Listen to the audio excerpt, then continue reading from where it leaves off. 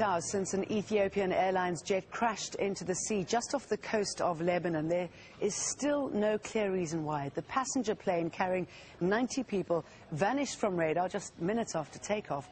Only 14 bodies have been recovered so far. Flight 409 left Beirut around 2:30 a.m. local time, heading for Addis Ababa. It went down in the Mediterranean 3.5 kilometers from land. In a moment, we will be live from Namib Beach, where the search effort continues. That's after this report from Tariq Basley. Search and rescue boats and helicopters on the spot where the Ethiopian Airlines Boeing 737-800 en route to Addis Ababa came down. Recovering pieces of wreckage and bodies around 3 kilometers from shore, 20 kilometers south of the Lebanese capital. We thought it was an air bombardment, but it was an airplane on fire.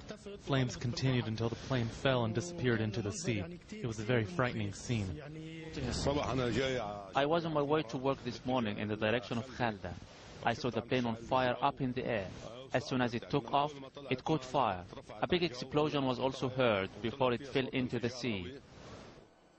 The plane disappeared off the radar in the early hours of a wet and stormy morning, 5 minutes after taking off. Among those on board, 54 Lebanese and 22 Ethiopian citizens. The pilot was in communication with the control tower. Instructions were clear, specific and recorded between them to identify the required routes. A few minutes later, communication was lost. From that point on, the reasons cannot be identified. At Beirut's international airport, the wait for news. State-owned Ethiopian Airlines, a regular carrier to Lebanon. Our hearts go out to the families of the passengers, the missing, the victims, and all the foreign passengers and the crew members. We have to collect the debris to analyse the reasons that led to the accident, but so far we've ruled out any sabotage or terrorist action. But with the recovery of the wreckage and of bodies, investigators will be looking at whether the poor weather played a part in the accident. Tariq Basley, Al Jazeera. Rula Amin is on the Lebanese coast near the crash site.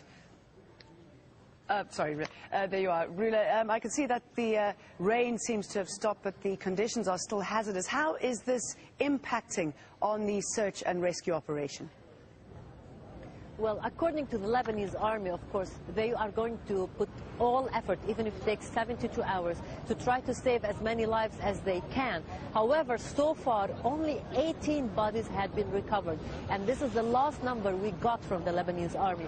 Now, here at Namib Beach, we have some of the rescue efforts that are standing by. They can't do much. They are waiting to see if anyone is washed ashore at this spot. Other than that, relatives are waiting for the news. We know that the bodies had been taken to the military hospitals, where later on will be transferred to the morgues for relatives to identify those bodies. Now, on that trip, on that plane, there were about 54 Lebanese and 22 Ethiopians, other nationalities, as well as the wife of the French ambassador here in Lebanon.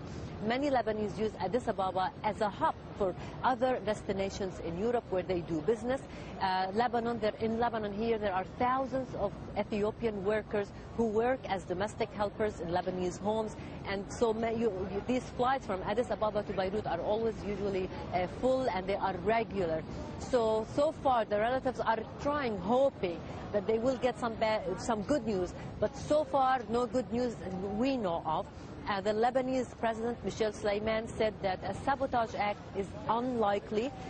Investigators believe or suspect that it probably was bad weather the cause of the crash, but they cannot say that definitely until the investigation is over. A French international company is taking part in that investigation, and so far it has not concluded. So what happens now, Rula? The investigation will continue as and when they can, but how now to get the news out to the relatives who've lost loved ones? Well, if I heard you right, here not only the Lebanese army is responsible for the rescue effort, it had asked the help of UNIFIL, the United Nations peacekeeping force here in Lebanon, and they are deploying 3 ships, 2 helicopters to help with the rescue efforts. And so far they have been able to recover also some of those bodies, and they are more equipped, better equipped, and they have more professional trainers as rescuers. But it doesn't seem that with this bad weather there's going to be a lot of luck for the people on the plane to survive this really bad crash and the bad weather. The water is very cold and the waves are high and the wind is very strong. On top of that, some eyewitnesses reported that they saw the plane in flames even before it hit the water, and that actually lessens the likeliness of survivors. I should imagine that Lebanon is in a state of shock. It's not often that there are accidents either on Lebanon's land or off its coast, and the Ethiopian Airlines itself has a good reputation. Yes, these incidents are not often, and Saad al-Hariri, the Prime Minister of Lebanon, has just declared that Monday is going to be a national mourning day, and the public institutions will be closed to make sure that all the country is involved in this very sad, tragic incident. And we know that many of the people here standing at the beach are onlookers. Many are in shock, and we have to remember also that because this route is a regular route for many people in Lebanon, especially those from the south who have businesses in Africa, even people who don't have relatives on the plane, they know that some of the relatives who usually travel that route often could have been, and that actually deepens the shock and deepens the impact of this incident on regular Lebanese.